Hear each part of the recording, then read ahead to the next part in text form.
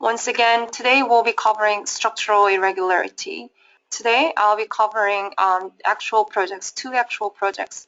The first one is a steel composite eye girder bridge project. It's a rehab construction, and some of the remarks is that this structure has a varying bridge width, and there are additional girders joining. Second project is a pre-stressed concrete eye girder bridge, and some of the remarks is that the girder lies in transverse direction, and parts of girders are not covered with the bridge deck. So the first project, as you can see, has the deck widening in the middle and also gradually throughout the whole structure. You can see further details in the framing plan as shown over here. That's the original structure. And this is the phase 2 through 5. There's a rehab going on, and as you can see, in the phase 2, the left end of the bridge is removed and constructed. And in phase 3, the middle portion is removed and constructed. Phase 4, the end portion is removed and constructed. And in each phase, the lanes are running in different directions. And some of the lanes, such as over here, will have varying direction flow of the traffic. So the key point I want to cover here is that the construction stage was covered multiple times in other training sessions. But today I'll be focusing on how you could actually set up the moving load analysis that are different in each construction stage. So the discussion points for the first project is the manual modeling approach, steel composite wizard. So for this project, this type of irregular project, you could use two ways: either model using the wizard, but then the wizard cannot handle varying deck width. So you actually need to combine multiple sets of model and modify from that point on. But the approach that I'll be showing today is importing the CAD file, either MicroStation or AutoCAD, and then modeling portion. The construction stage setup for the rehab project. Basically how to set up rehab projects, and in connection to it, how to set up moving load analysis. That's for the ongoing different phases and the vehicles running in different directions and so on. So the second project is, as you can see over here, the bridge deck is poured through this deck outline. Basically, these are Ohio pre-stressed beam sections, wide flange 60 beam, and some of the outer girders B1, B2, B3 actually have smaller sections. So for the significance in this one is that unlike a usual pre-stressed concrete composite structure, this structure has the girders lie in the transverse direction of the to the bridge direction. So I'm going to show how you could actually manage that, this type of irregularity. A little more details about the project, Unit 1 drawing and the second drawing.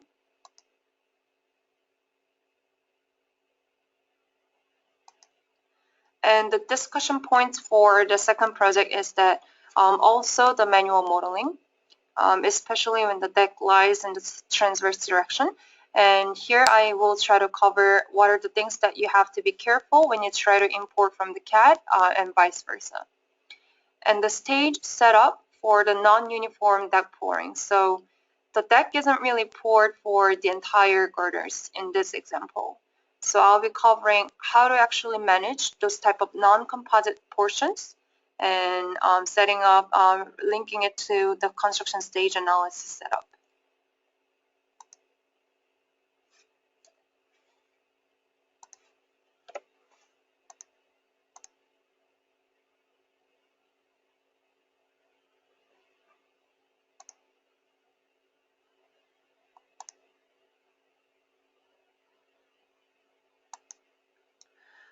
So as you can see, this is the first project example.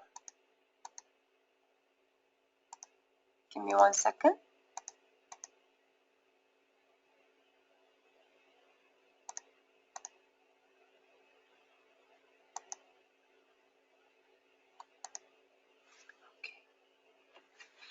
Let me hide the deck portion so we can see clear view of the girders and the joining occurring. So as you can see, in this portion, the girder is joined.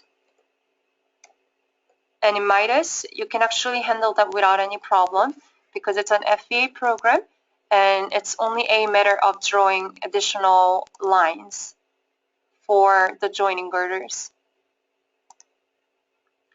And the diaphragm is also modeled using the beam element. And to provide a brief overview of the modeling approach, the girders are modeled using frame elements, the beam elements, and the deck portion is modeled using plate element.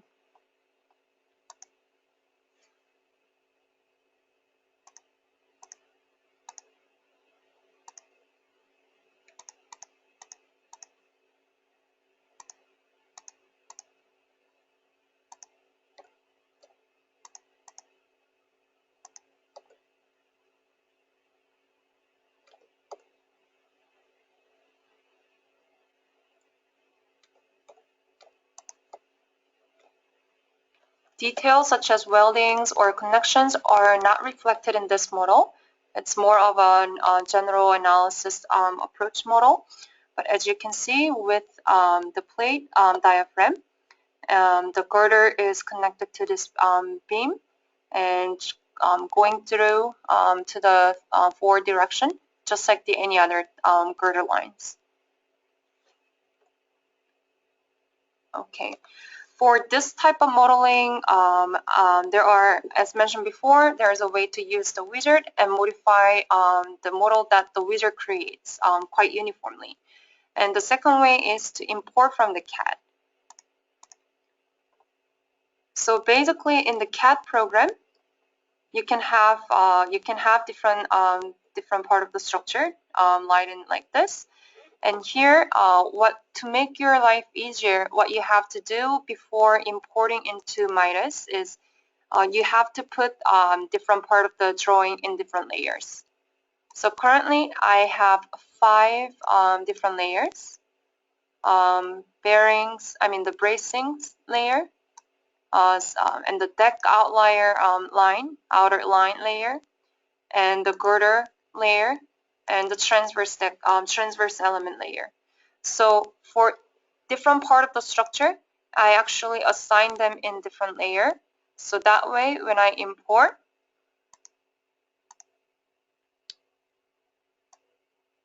so in this blank model, I already defined my materials and sections. Steel A36 and steel A572, and the concrete for the deck, and the eye sections for the plate girder, and the rest of the framings and diaphragm sections. So when I go to the main menu, go to import, and go to AutoCAD DXF file, here I could bring a DXF file from the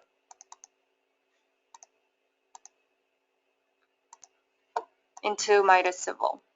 And here, as I mentioned before, since I assigned different part of the structure into different layer, I could actually import them one by one. And right now, I actually assigned all the girder sections in one girder layer. However, I have multiple different girder sections. So either in CAD or in MIDAS, you can take your time distinguishing different part of the girder with different sections. Or you could actually do the same thing in MIDAS after just importing them all together as a girder.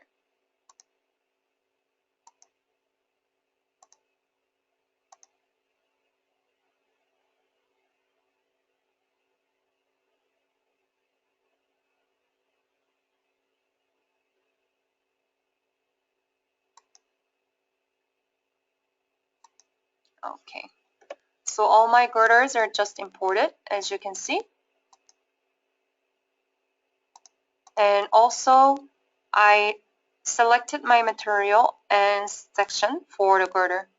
So therefore, as I import this line from the CAD that is assigned in girder layer, the girder section is applied at the same time. and outlined exactly the way I extracted from the CAD drawing. And then the transverse diaphragms.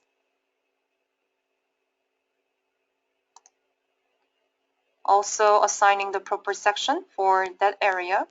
I'm referring to the plate that the girder end is attached to.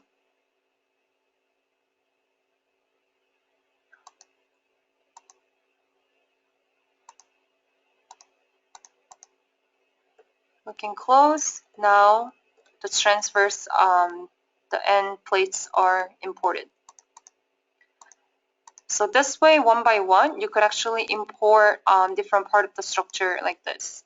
So that's how you could easily handle this type of irregular deck whitening or the girder, additional girder lines model like this.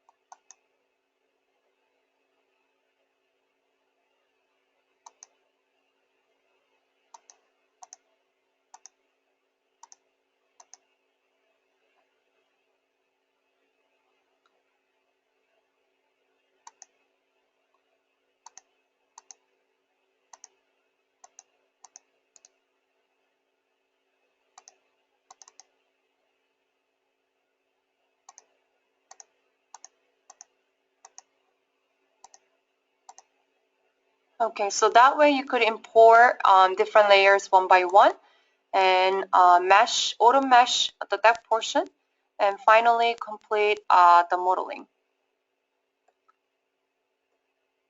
And here the stage analysis is already set up in the phase 3. So this model is reflecting the phase 3 and 4 model. In phase 3 removal wet stage, the wet concrete loading is applied to a part of the structure. And in phase 3 dry, the wet concrete is actually activated. And in phase 4 phase 4 construction wet stage, the wet concrete loading is applied, and then the deck is poured for the rest of them. And this type of staging setup is possible because here, let's go over the stage setup one by one. In phase 3, so currently, as you saw, the bridge is kind of cut in half, and the deck is poured in sequence. And in phase 3 removal wet, as you can see, there are element tab, boundary tab, and loading tab. And in the element tab, you can actually activate a group of node and element. And in this stage, the base framing plan is activated. And this group is actually including all of the steel bare members. And in phase 4 and in phase 3 wet over here, the wet concrete loading is activated for the phase 3 portion of the structure. And in phase 3 dry, the deck is actually activated, and the rail in the end is also activated. In phase 4 construction, the wet stage, nothing much changes in terms of node and element, but the wet concrete loading is activated for the other side of the bridge. And in phase 4 construction, once again, the deck portion and the rail portion for the other half of the structure is activated. And right now, I just walked through how the stagings are composed. So now I just want to walk you through a little more detail about those groupings. So each time in this phase 3 removal wet stage, this part of the structure, I mean the entire the bare framing is activated. And in phase 3, removal wet, the wet concrete is also poured. So different structure group. So this is the element group that we also saw in the construction stage composition window. And the boundary group, I kind of skipped this portion, but this is related to the link and support. And in the loading portion, the wet concrete loading and the hunch loading and also the rail loading are put in different groups. So the stage composition was a matter of when you assign the proper group into the proper stage. So in the phase 3 removal wet staging, the base framing plan, which is also right here, and this group is including all the steel members. And in stage 3 removal dry, the deck portion and the rail is activated. You can also find them over here, the left permanent rail and the left proposed deck. And let me actually show you in the model view. The base framing plan, let me activate this group. Exactly as what we see in the wet phase 3 wet stage. And the left permanent rail and the left proposed deck portion is the concrete portion for a part of the structure. Like this.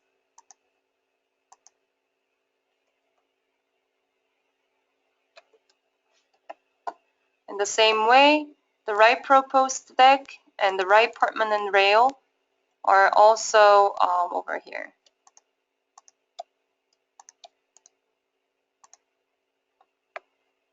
So this way, using different group of structure group that actually contains different group of node and element, you could freely compose a construction stage like this. And that way, this example model isn't actually covering the entire phase and the entire part of the structure, but you could actually simulate this type of staging like this. And the second portion I wanted to cover for the staging is the moving load, as I mentioned before. So for the moving load, give me 1 second.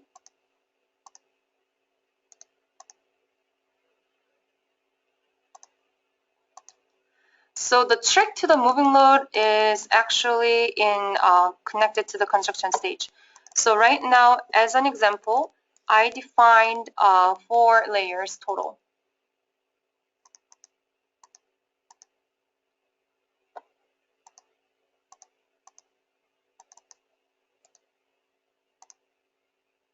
Okay. So the lane 0, 1, 2, 3, 4, they're all lined in going from this way to that way. And as you remember, the phase 3, in the phase 3, this left portion of the girder is, the deck is poured first. Let me.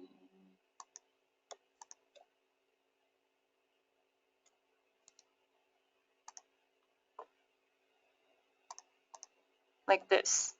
So in this stage, we only have this example lane 2, 3, 4 available and able to run in this stage. So among the 5 lanes that I defined, lane 3, 4, 5 could be running in the stage phase 3 removal dry.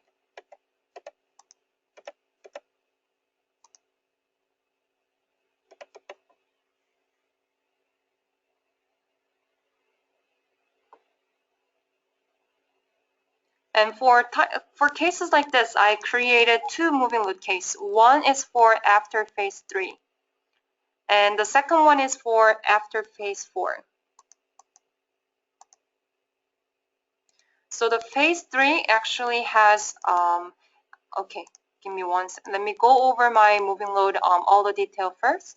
So for the moving load setup, I went to the load main menu, have chosen the moving load type, selected ASHTO LRFD moving load code, and I define my lanes as you can see over here.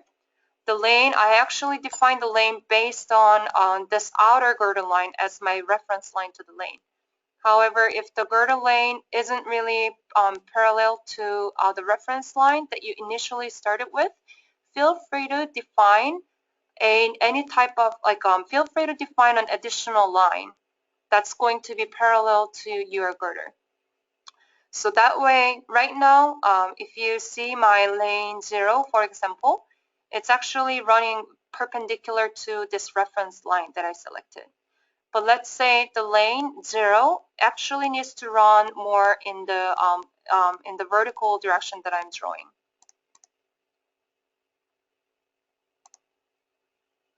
This way.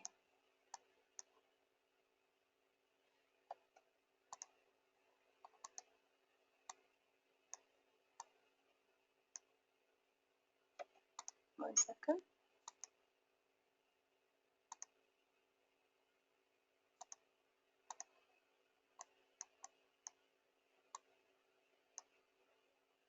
So if the lane needs to run that way, what you could do is you can actually draw a dummy line that's going to be parallel to that lane that's not actually parallel to the girder. So for example, in this case, if you want to draw a lane that's not perpendicular to, let's say, one of the girder line, you could actually draw a dummy line, so that's parallel to your lane locations. Go to Create Element in the Node on Element main menu.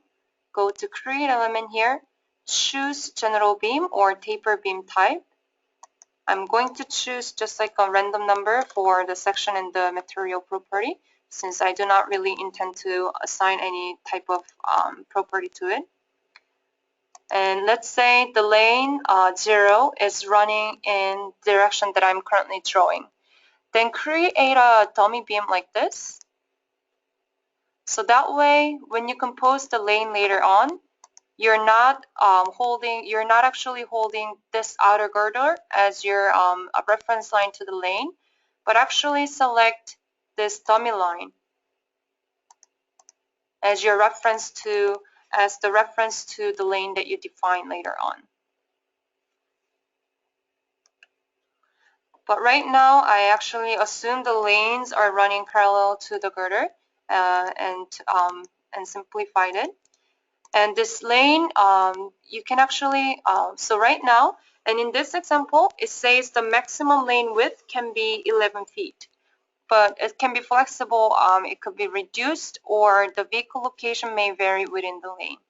Then when you define the moving lane, right over here also, and also for this model, the deck is modeled using plate element. So that case, you could also use the traffic surface lanes. For the model that you model the deck portion using plate element, the traffic surface lane it can be more accurate approach. But for this example, I just simply define the line lanes. So when you define your lane, pay attention to this portion. So it's originally grayed out like this, but when you check on this traffic lane optimization, what it's going to do is ask you the lane width and also the lane width. And what's basically happening and why the lane width actually matters with the traffic lane optimization option is when the traffic lane optimization option is checked on, the program will float the wheel locations within the lane. So that way, before, the wheel is assumed to be running in the center of the lane, but now we are actually giving it the choice to float it within the lane. So this way, if the lane width may vary, feel free to use the traffic lane optimization option and define the lane width. So within the lane width, the program could actually float the wheel, the vehicle load. And as you can see, element 500 through a higher number is chosen as my reference line. And as you can see in the model view, it's actually the red highlighted this girder element like this. And also, if there is any skew to it, you could actually define your skew angle to the traffic lane that you defined.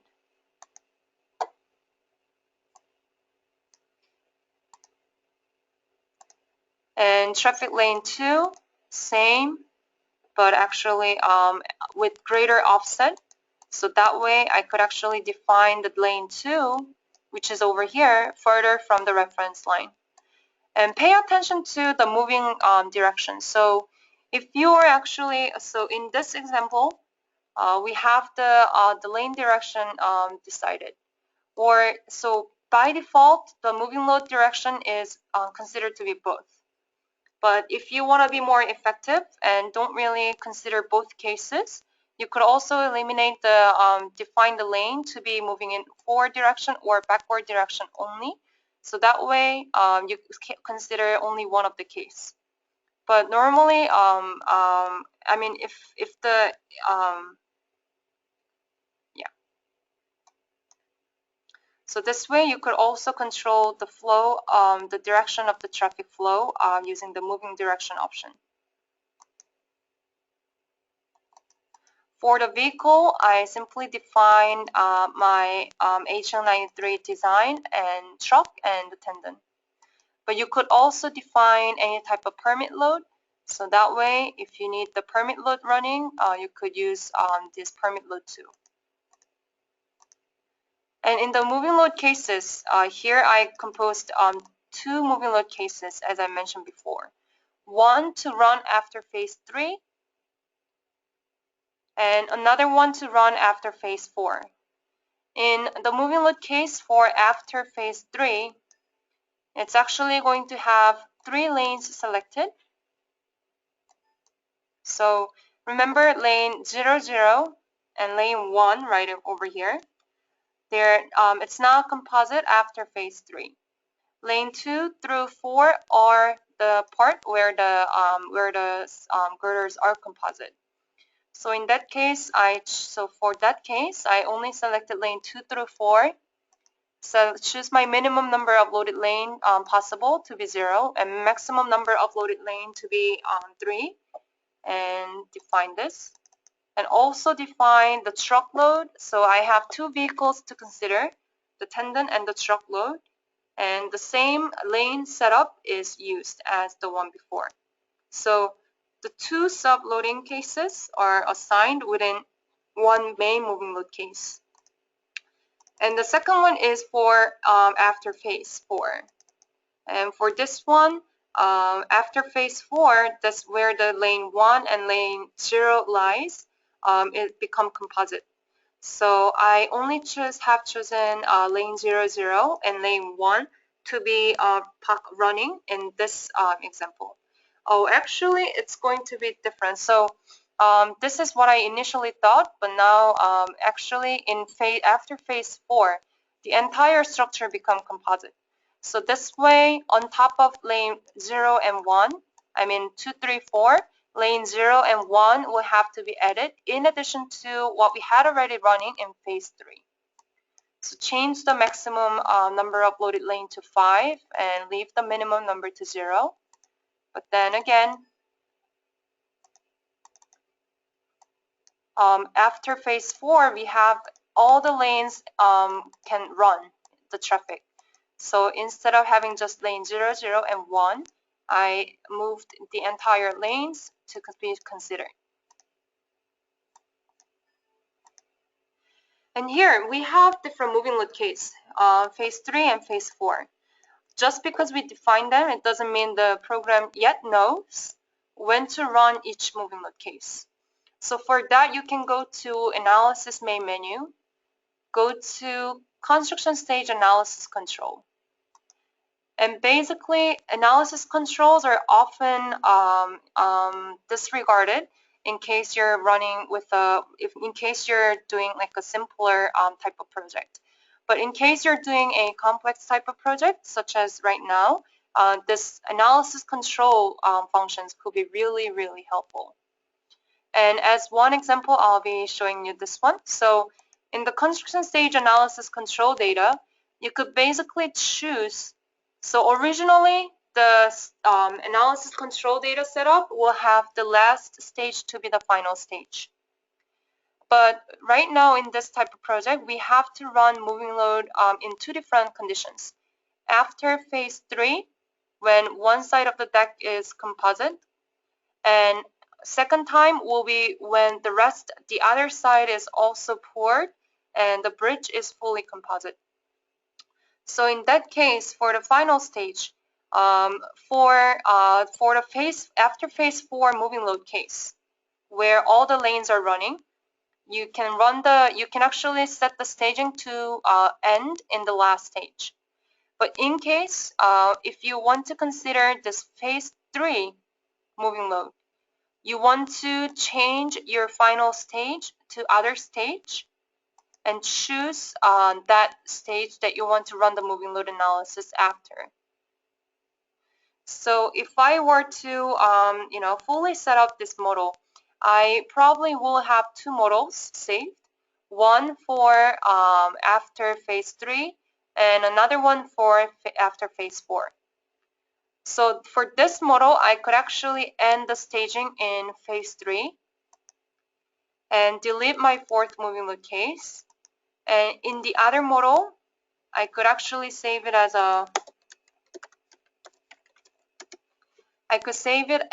another model and end the final stage. Make the last stage to be the final stage and get rid of the phase 3 moving load case since we no longer need it. We only need to consider the phase 4 moving load case, which considered all 5 lanes.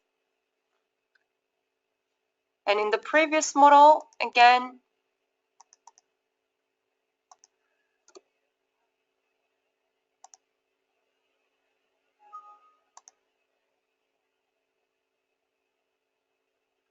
you could end your construction stage after phase 3 and delete the fourth moving load case. The after phase moving load case. But I'll leave it as whole as of now. So this way, different type of vehicle, the traffic lanes, you could actually set it up and use this construction stage analysis control data and change the last stage to where you want to end your moving load. By using this final stage function, the benefit will be you don't have to create multiple model. You could actually you could actually change the final stage. But you could also save it as another model for the phase 3 when the phase 3 is completed and when the phase 4 is completed.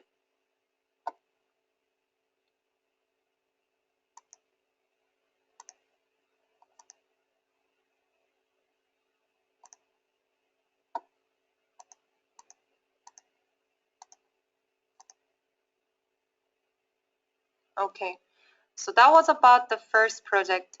And the second project over here. So for this project, I took different modeling analysis approach. So the first one actually had the deck portion modeled using the plates. So when you look into the details of it, the plate portion, let me activate just the plate part so we can have clear view of the deck. So the deck is modeled using the plate. However, in this model, the deck portion is modeled using the beam element too. And for that, in MIDAS, you could actually use the composite type of section to model the deck portion and the girder portion at once. Okay. So to give you an overview about this model, in stage 1, the girder 1 is casted. So the first set of the girder are casted first. And in girder 2, the second portion is casted. And in stage 3, the first part of the deck is poured. And as you hope you remember, give me 1 second. The deck isn't poured for the entire part of girder 1 set, but it's actually poured partially. And in stage 4, the deck is poured for the other side, but not really for the entire part.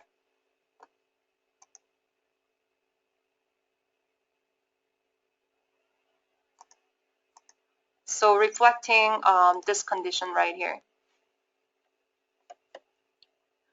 For this, I actually got the drawing from the consultant.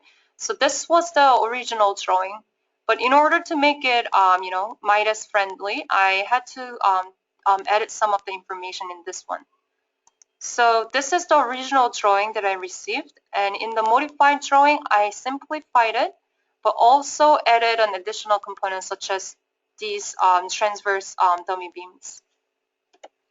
So in the original one, the difference was the deck outlier was modeled using the splines, like combinations of splines and lines. But I actually drew this deck outline using just a pure line element because splines cannot be imported. And also, this represents the intermediate, diaphragm, the pier portion. But since we are going to use the beam element, I actually got rid of the other lines, but only used the center line to model it.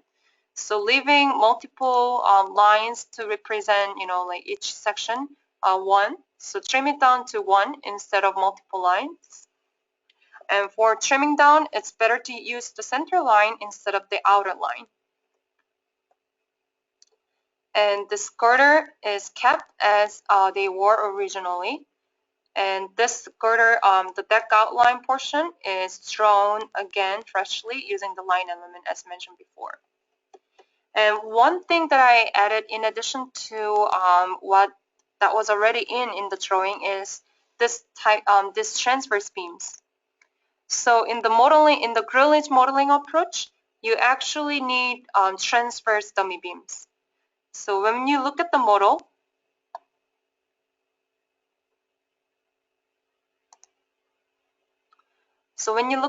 let me turn off the hidden view so we can just take a look at the clear view of the lines. So these are the girder lines. However, as you know, for the grillage analysis approach, both the girder and especially the deck portion is also modeled using the beam element. And beam element is only in one direction, one longitudinal direction. So when the deck is modeled using the beam element, what happens is the transverse, there's nothing that actually represents the deck in the transverse direction. So right now our girders are running in the longitudinal direction. Let me activate a part of it so you could easily visualize what's going on. So for the composite portion, the deck is also modeled using this composite section.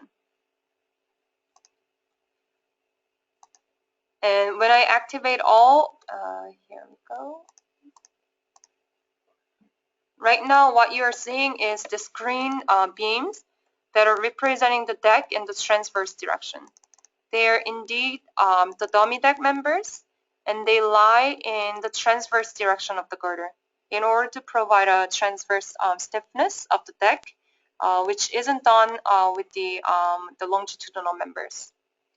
And for this one too, I imported from the CAD. Give me 1 second.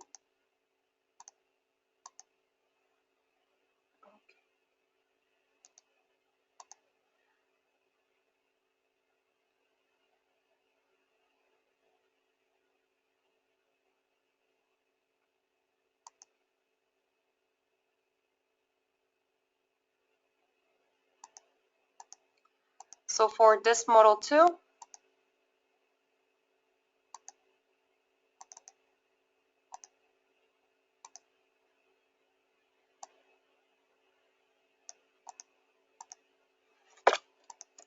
you could import the specific layers that you want.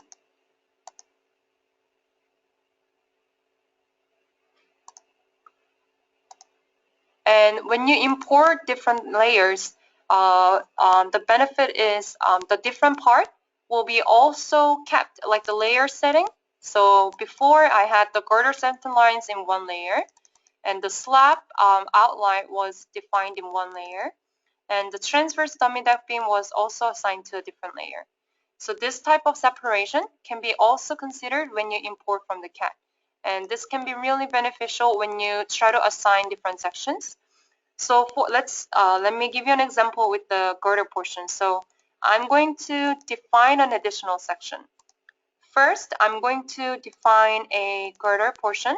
And as mentioned before, this example has the Ohio wide flange precast beam as an example. So simply by going to the pre-stressed concrete tab and choose the pre-stressed concrete I section, choose the ODOT as the section name, and find the specific section that's already in MIDAS Civil database. Define this girder section. Give me 1 second. Let me undo this quickly.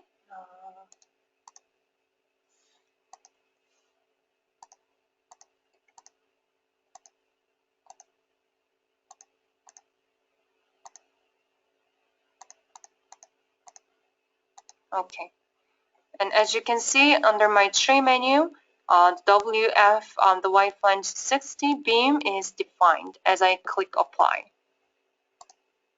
And then now you can go to the composite section tab.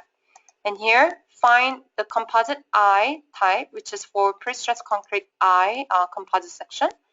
This is where you can define the deck and the beam together.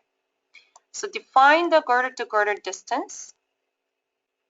Define the thickness of the deck.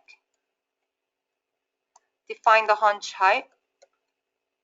And for the girder portion, you can actually import the section that's already defined using the database. So this way I could model the composite section really quickly. And in order to consider the different material for the deck and the girder portion, you could actually choose this select material from DB and provide a exact material for the girder and the deck portion. So this way, the program now, when it calculates the section property for before composite and after composite, it knows that the each portion has a different material property. So use this type of modulus, the modular ratio for the girder and the slab portion.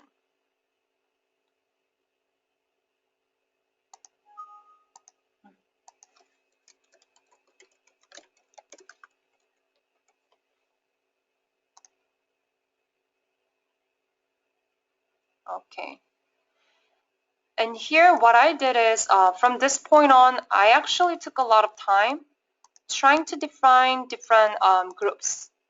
So as you can see right here, in my completed model, I didn't entirely complete model the thing, but I actually completed model so I could set up my construction stage. So if you look at this example, I define multiple groups for the girder composite and non-composite, but let me show you some of the most representative ones.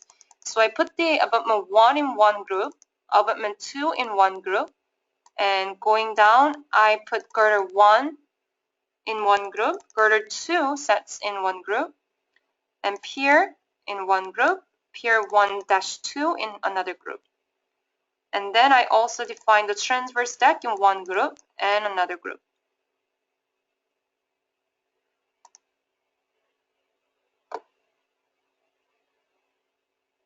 And if you also look at the section, my list of sections, the W flange, the wide flange 60 beam is assigned to the non-composite area. And the 11 is a composite, exactly the same as what I showed before, but composite with the deck portion.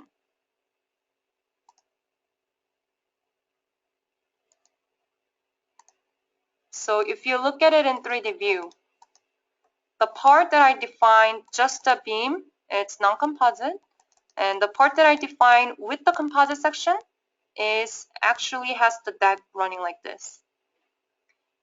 And the part for the second portion 2, composite, the purple lines, and the non-composite. So this way you could define, you could distinguish the non-composite portion and the composite portion like this. And how we set it up is when you go to the construction stage, I set up six different stages. Girder 1 is first casted. So the first set of girders and the second set of girders are casted. And the deck is actually poured. Actually, for this middle portion, the deck should be casted at once. But when I work around for this, I actually casted them separated. But in reality, they should be casted together. This portion. And in the deck 1 is poured, deck is actually poured for this area, and then the deck is poured for this area. But in the actual construction, the deck pouring is divided in this edge right here, not really this way cutting sharp parallel to the abutment. It's actually poured and casted with this line as a barrier. And the composite short-term stage is also defined in which the additional component and the wearing loadings are applied. And in the composite long-term state, not much change is made except the duration is over 10,000 days. So we could actually consider the creep and shrinkage effect. And let me show you the stage setup one by one. The girder 1s are casted. As mentioned before, the upper part of the here should be also casted in this stage, since the girders are running continuous and casted at once. And girder 2, the second portion, which is originally here in the real project, is casted in this stage. And the deck is first poured for the first part, should be up to here actually. And the deck 2 is also poured, should be again from this point, not really cut in this way. And as I mentioned before, the composite and the non-composite sections are defined. And when you actually look at the girder 1 or 2, even the portion that I defined, the composite section, you don't really see the deck portion yet. So for the composite section, in order to distinguish the compositeness for the construction stage, you use this function, composite section for construction stage. The girder 1, so you can actually select the section, composite section, and separate the part 1, the girder, and the part 2, the deck portion, and have them activated in different stage. So the part 1, the girder, is activated and girder 1 casted, the original state where these members are activated. But the deck portion, since the deck is poured later after the girder is casted, you can choose different composite state to be for part 2. And also, this part was covered in the last training session in the post-tension box application example. But the age over here and the H is related to the time dependency of the material, compressive strength, and creep and shrinkage. So I won't go into too much detail since it's already covered. But the age will strictly affect the compressive strength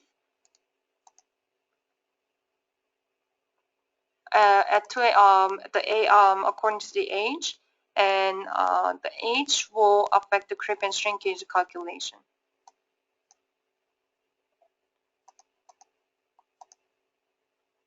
And for this example too, remember for right now our girders are running in the vertical direction, I mean the transverse direction.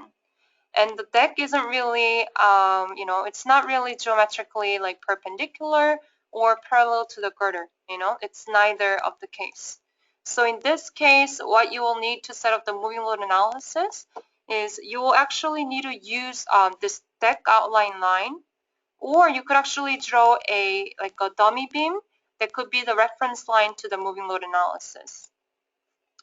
So for example, if you want to use this outline as your moving load reference line, you could actually use this outlines.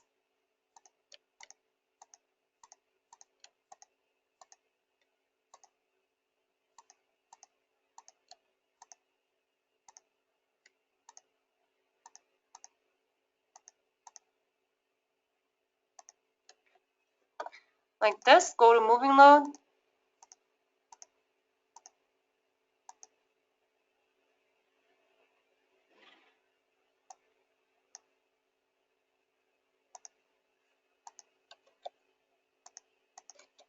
Use those element ID,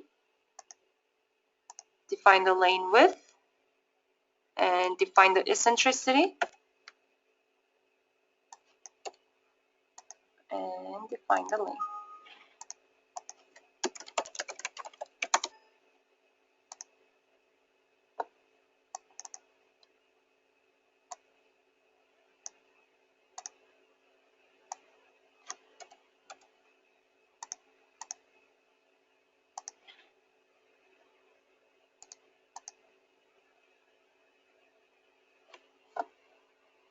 And right now my lanes are defined, but there is an error. So the moving load is defined about this outline as the reference line, but if you have an experience with the moving load analysis, this may be a common error that you will encounter. For this type of error, the reason is because when you display your element local axis, it's actually different. It's not exactly the same. So if you look at this one,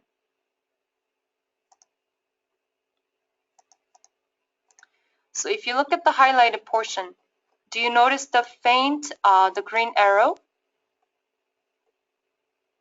So the direction is actually uniform throughout the beams. But when you turn on your local axis, the axis direction may not be the same.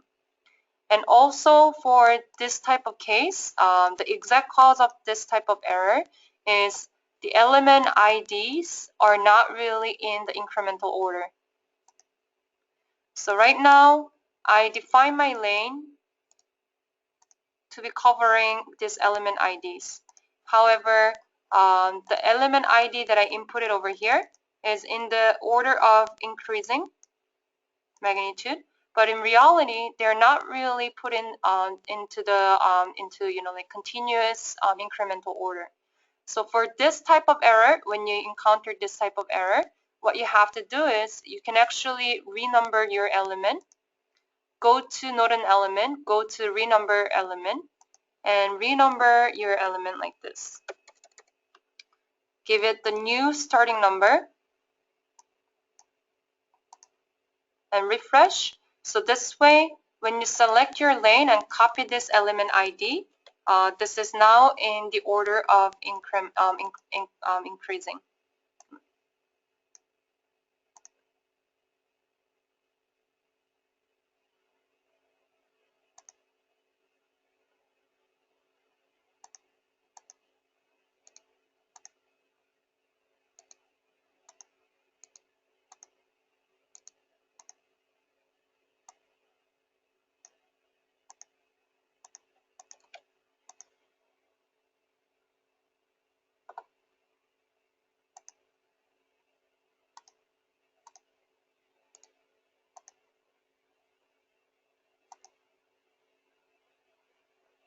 Like this. And also, let's say this deck outline isn't really necessarily the reference line that you need. You can newly draw a new line, create a new element. Make sure that you choose just like like a dummy material, and also the section that's very small and negligible.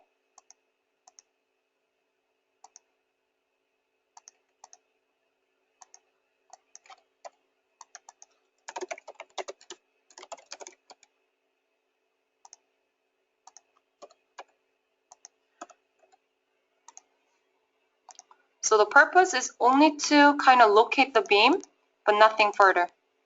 So this way, if your lane is running, not really necessarily strictly following the deck outline, or if you just simply need a new, line, just create a new line that can be the reference line to the new vehicle lanes. And same goes for the previous project too.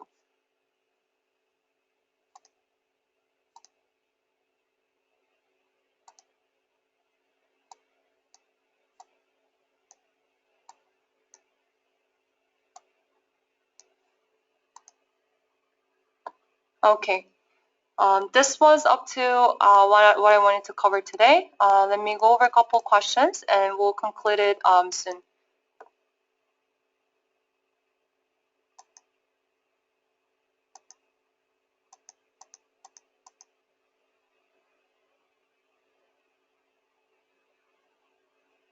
Okay, one of the question was when importing from the CAD, either AutoCAD, once again, MicroStation, is there a setting that defines the fineness of the model, such as node spacing along the girder? So when you import a CAD file, either Station, MicroStation, or AutoCAD, you could actually just so the node will be created where the line disconnects. So for example, in my case, for this example, this line segment is ending in multiple segments. So when you actually just see it, it seems to be ending here and here. But in reality, what I did is I actually disconnect them multiple times. So it's made of multiple segments like this. And when these multiple segments are used, each end of each line segment, that's where the node will be created. So that way you could actually control the fineness of your model, such as node spacing along the girders, the size of the beam, or even the size of the plate when you mesh using the auto mesh feature. And the recording will be sent out to everyone. There were a couple requests. And for the moving load analysis, the wheel load can be can be floated in transverse direction, but the lane itself will be fixed. However, I actually mentioned this in other trainings. Right now, as the second improvement, you could actually float the lane in the transverse direction. However, but then the lane itself cannot be floated. But what will be changed by the end of December is the moving load, the entire floating, even with the lane, will be available. So that's the third improvement that we're actually bringing to MIDAS Civil for the second update in this year. So right now, the lane itself is fixed, but the vehicle is floated. But in December, all you need to define is the vehicle width and the vehicle type. The lane width and the vehicle width and the vehicle loading. So that way, the program could actually perform the entire floating.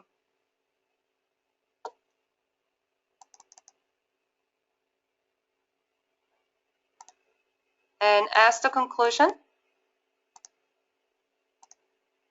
thank you for joining me today. For any other question, please contact me at my email, as you can see over here. And please note that this course is not a PDH accredited course. Thank you. Have a nice day. Bye-bye.